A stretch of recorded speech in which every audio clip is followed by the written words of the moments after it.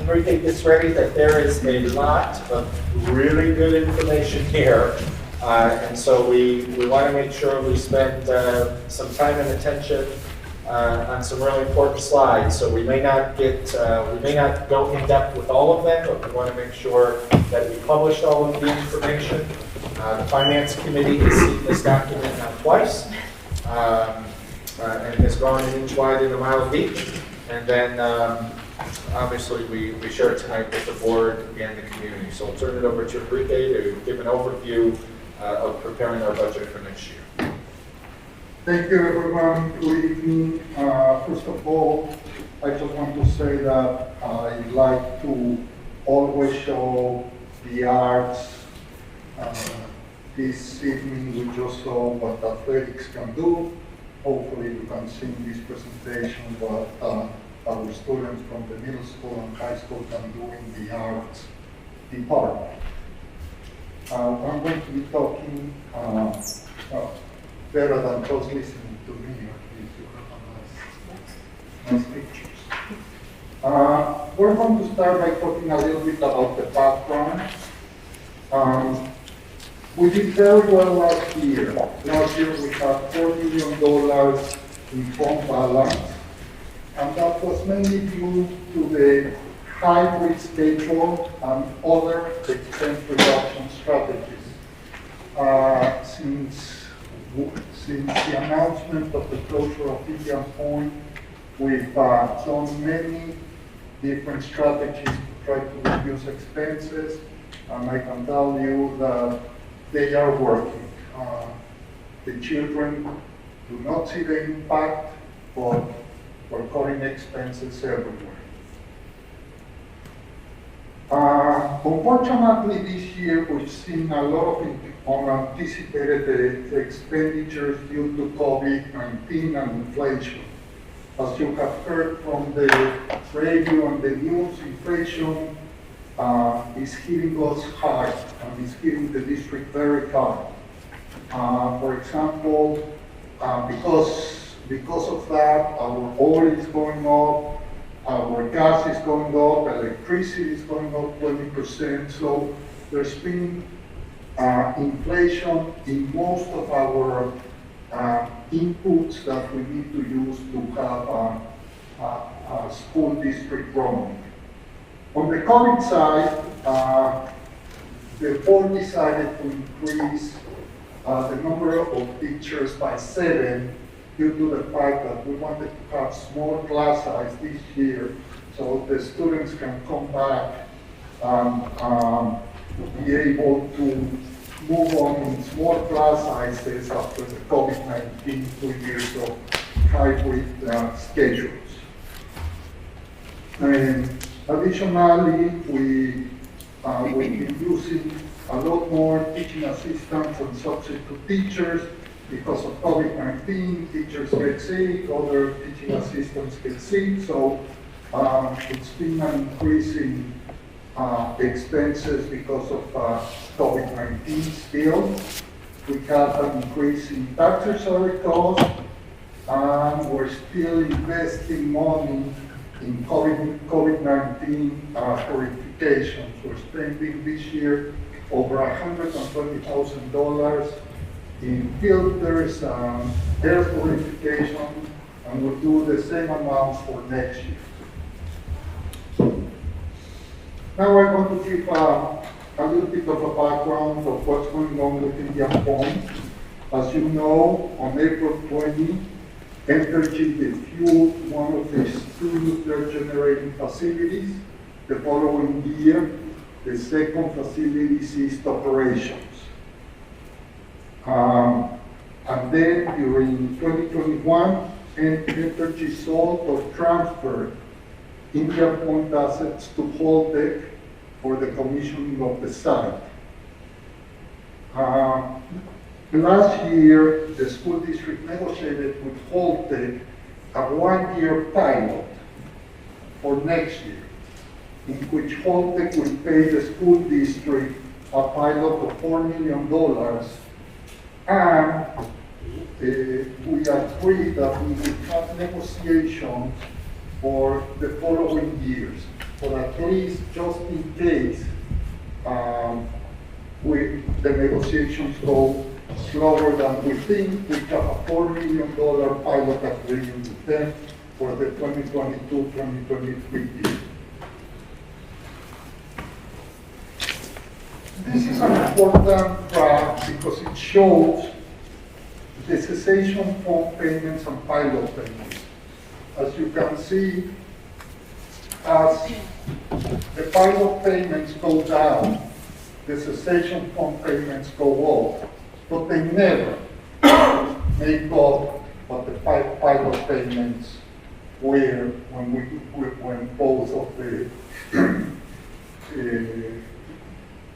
the reactors were working. Next, please. Now we'll talk a little bit about the district background. In the top graph, you can see our unassigned fund balance. And as you can see, our unassigned fund balance is going up, has been going up substantially since the announcement of the closure of Indian Point. Today, our unassigned fund balance is close to $15 million. In the horizontal line, it's the 4% maximum that we are supposed to have in fund balance based on state regulations. And obviously, we're way above it. So as you can see, on the one hand, we're lowering the expenses, we're tightening the payout, and on the other hand, we're using those savings for the future, because we're going to need them in the future. The government funds total fund balance also have increased substantially. Government funds, if you remember, the school district has 5 governmental funds. The most important is the general fund, and it's the operating fund, but we also have lunch fund, capital fund, cafeteria fund, and federal funds. Next, please.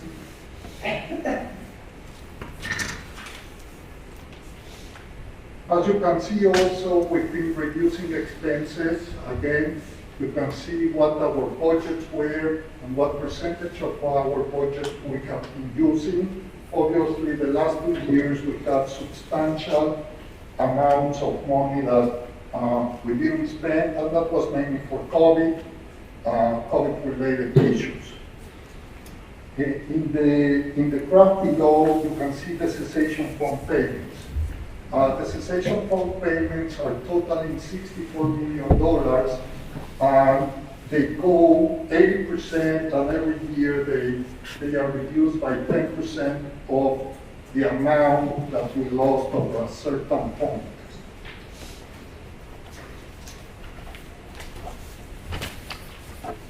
And here you can see how our revenues have moved from the 16-17 school year to the next year.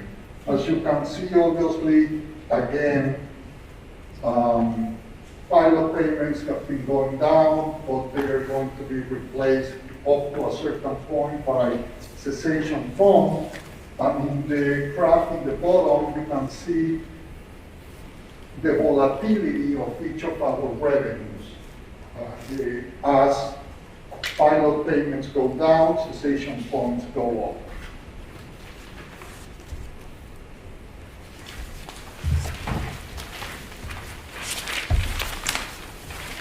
Now we're going to talk a little bit about revenues and fund balance. Our revenue projections, as you can see, our proposed tax levy represents the biggest part of our revenues. The second one is still pilots, and then comes to cessation funds and state aid.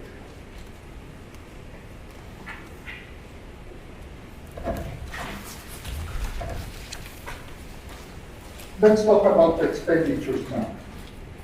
Our first assumption is that we will maintain all academic and support programs but this time with 3 grade level elementary schools. And then we will have reduction of minimally 8 elementary grade teachers as a result of Princeton plan. We are assuming that we will not have recurring COVID expenditures besides the investment in air purifications. This year, because of increasing salaries for TRS, for the teachers, TRS are expected to have the same rate, that it's 10%, so our increase in TRS is going to be around $140,000 compared to this year. Also, our increase in Social Security due to an increase in salaries is going to be around $190,000. The biggest increase is health insurance. Health insurance, unfortunately, the consortium has had a very bad year. For 2 years, we were doing very well because of COVID. People did not do any additional or non-urgent surgeries, so the pent-up demand happened last year. So our health insurance premium will increase 8% next year. We're assuming, we're asking for to allow us to set aside $150,000 for a capital project for BV Elementary School to modernize the cafeteria / auditorium. We're already talking to state aid, where we have some plans, and we will plan to do it in the 2023 summer. Lisa needs an increase of 3 special education teachers, and the reason is that we're having more and more students from other districts coming, so even though it's a higher expenditure, we're getting the revenues to pay for it. And finally, because of our overfunded program in workers' compensation, there's going to be a reduction of about $35,000 in our workers' compensation account. Here you can see the biggest increases. The biggest increase is salaries. We will have an increase of approximately $3.3 million in salaries. Health insurance, an increase of about $750,000. TRS, an increase of about $300,000. Social Security, about $260,000. Workers' comp, an increase of $35,000. Debt, if you remember, we talked about doing the new capital project, the $18.5 million capital project, because there was debt that was coming due in maturity, and this year one of our bonds matured, so we're saving $323,000 in capital interest expense from the bonds from the district. Next. Our expense projection by law, we need to show it divided into 3 parts: the administrative budget, the program, and the capital. On the administrative budget, there's going to be an increase of 2.4%. Our program budget will increase 3.4%, and our capital project will decrease 1.7%, for a total increase budget of 2.7%. As you can see, instructional budget represents the majority of our expenses. We target instructional projects to represent 80 or more percent of our total expenses. This year is around 80.7%. So what's our preliminary budget? I always like to give you a range, a low range and a higher end. our preliminary budget goes from $85.1 million to $80.6 million. This year, our range is a little bit bigger because as our settlement with the teachers, last year I didn't put any more extra money to pay, and the settlement it includes an increase for this year. So I don't know, I won't know until April, May, if I would be able to pay them for money for this year or next year. So by the time we close the budget, I will be able to have confidence either way. That's why the lower end and higher end are, about $1.6 billion. The budget from last year was $84.3 million. So our budget increase is it's going to be between $850,000 and $2.3 million, which represents an increase of between 1% and 2.7%. This will bring the preliminary tax levy of between $50 million, $50.1 million, and $50.8 million, compared to $48.4 million last year, and that will represent an increase of between 3.5 and 4.9%.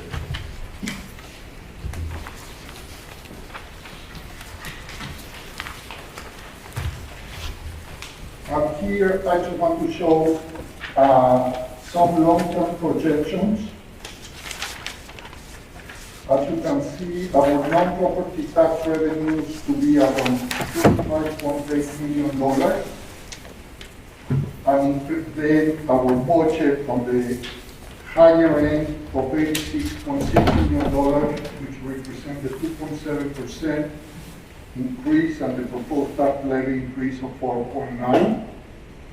In the next slide, you can see the lower end, which represent a budget of about increase about 1% and a tax levy increase of 3.5%. The interesting part here is you can see the non-property tax revenues are not the same for the lower end and the higher end, and this is because we are trying to not have peak and valleys going forward with our tax levy increases. So depending on the amount of money that we need for tax levy, we want, like we say, to keep tax levy increases between 4 and 5%. So I manage the non-tax revenue, the non-property tax revenues to maintain 3.5 to 4.5, I'll say 4 to 5% increase over the next 10 years. So that's the reason why you don't see the same non-property tax revenues for the higher and the lower end. And thank you for your attention. And now I'll take any questions. Go ahead. So the Mike.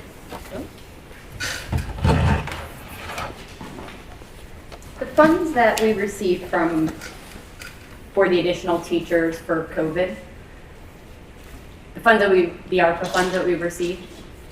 Those funds we are going to receive it for this year. Okay. Those funds will come this year, not next year. Okay. So when we receive those funds, those are reimbursement funds. So I need to manage to have the expense. Okay. If I get those funds before April, then with those funds I'll be able to pay the increase in teacher salaries, and then I will go to the lower side. But if I don't receive them this year, then I need to pay them next year, and then I have to deduct them from this year. So the problem is that I don't know when I'm going to receive it, and that's why I need to be very careful, because the difference between a school district and any company is that when the community votes, they vote for the maximum amount of money that they allow the district to spend. So if I don't get that money, I might need to cut people, even though I have the money the following year because I got it. But if the community said I'm only spend X amount, I cannot add those $700,000 that are getting to the federal government because I'm limited on the amount of money that I can spend. And that's a problem. And is there anything that we needed to do in order to qualify for those funds? We already did. Margaret and I submitted it on time. They've been approved everything, but we don't know when the state will actually send us the check. Okay, so the requirements were administration Everything. plans? Okay. Yeah, they were approved, so it's just a matter of spending it, showing them that we spend the money, and then they'll reimburse it. And the problem is, for us, is that most of the money we're spending it in teachers. I cannot show them the total expenditure until the end of the year. If I send them the expenditure today, I haven't spent the payroll for the teacher between February and June. So that's why I'm a little bit afraid, and it's something that it has never happened before. So we'll use more fund balance if needed, but then I'll get the money back. And so we received 7 additional teachers. So when we talk about in the presentation about reduction of minimally 8 elementary teachers, is that inclusive of the 7 that we received from this, or we're back to our baseline? Is it our head count today with those 7 additional teachers, and we have to take, your budget includes cutting? I'm budgeting calling the 7 additional teachers, and based on that, the needs of if the board decides to lower the class size in the elementary schools or not. As I'm budgeting to here, I did not budget still. I only budgeted from last year to today 9 less teachers. Okay. So if we had 100, now we have 107, we're minusing the 8 from the 107. And remember, the 7 additional teachers, they don't come from the general fund, they come from a federal fund. Right, okay. Two different sizes. Those, exactly.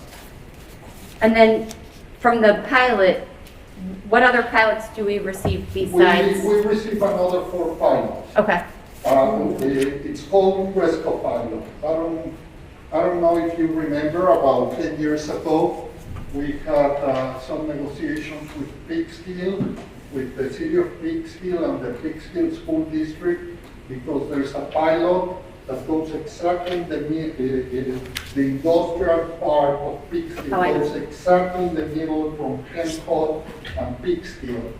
And we received about $2 million from those 3 pilots. okay. So that makes up the difference Yes, from the that makes up 4 the to the difference. 6? Yes. Okay. That's all I had. Thank you. Got my glasses instead of my mic to talk. Does anybody else have any questions? Lisa? Enrique, if you could just address the state aid and the changes that are happening with state aid, and how those are going into your recommendations or your Yes. projections. After I made this presentation, we received the legislative run. So everyone understands, first, the legislator puts together their budget for school districts or the total budget, and then they negotiate with the governor about, how much to add, how much to take, usually it's to add. We received those rounds last week. These are not included here, so let's make it very clear. we're getting about $1 million more in state aid that has absolutely nothing to do with Indian poor. So our state aid is going to be $1 million more, probably more depending on pre-K, and I will leave it like that because Margaret and Joe will make a presentation the next board meeting. So with this amount, my projections of state aid without taking into account that we're going to be a poorer district without the $24 million from energy, were between $200 and $1 million less than what I was expecting at the top of getting the state aid for because of the wealth ratio. So I'm very optimistic that when that happens, and Joe and I have been going to talk to our senators and our legislators to see if they can do it earlier, because it takes 3 years. But very few districts have seen such a wealth ratio that moves that much. So we're trying to explain to the legislator that this is not the typical 2% increase in wealth ratio or decrease. We're talking here 20 to 30%. But if it doesn't happen, it will start happening for the 23-24 school year, because it takes 3 years from the first reduction of pilot. So then, just to make sure I'm understanding, so it could be 23, 24, worst case scenario, before we start seeing that significant increase in school aid, correct? Yes, but in the Because of the wealth. 23, 24 is only half, Ah. because it's only when the reduction of the first year of the first reactor that closed. So for this to take full amount, it has to be basically 25, 26, because we're still receiving some money from energy. And if I may, Enrique and I have met with the state senator and the assemblywoman, and we have meetings with them again over the next 2 weeks.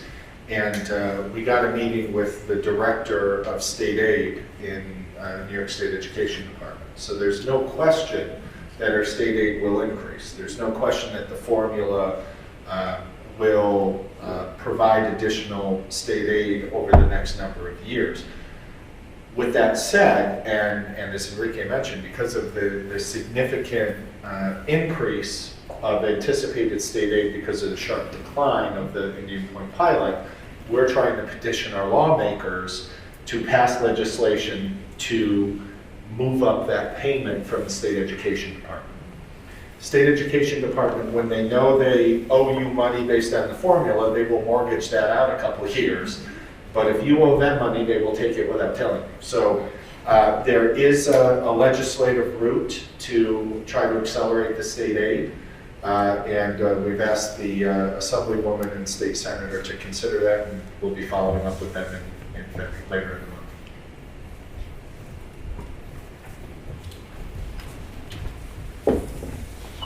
Is that all you have, Lisa? Anybody else have any questions? All right, Thank thank you, you. Enrique.